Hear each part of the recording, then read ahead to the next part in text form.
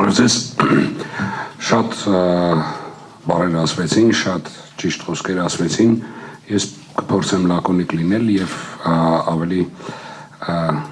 ուղղակի սրտի սեկած ասել, ավելի զգացմունքային ասել և այսօրվա օրհասական պահին, երբ որ մենք ուսումնասիրելով մեր անցած ճանապարհը և հասկանում ենք, որտեղ ենք գտնվում և որ վտանգների առաջ ենք գտնվում,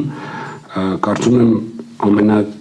ամենամիակ տարբերակը, ոչ թե ամենաճիշտ, այլ միակ տարբերակը դա այն բոլոր մարդիկ, որոնք աշխարհում փորձում են և իրավունք են վերապահում իրենց հայ կոչվելու, պետք է այսօր ամբողջ իրենց ներուժը,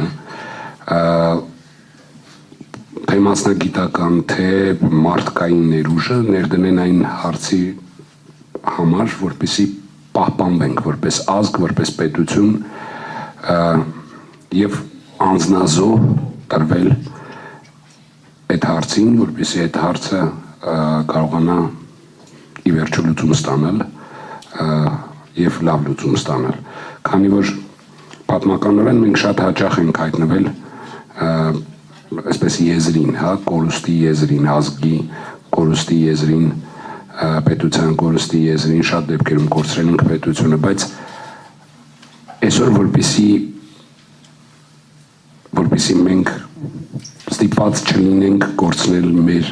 ազգը և մեր կյանքը, մենք պետք է մեր ամբողջ ներուժը ամեն մեկս և դա նաև ձեզ է վերաբերվում հարգելի ներկաներ և ամբողջ հայության ամեն հայ կոչվողի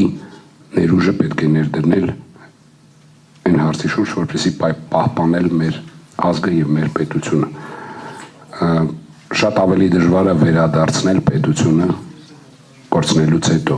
քան պահպանել, երբ որ ինքը դեռ կա։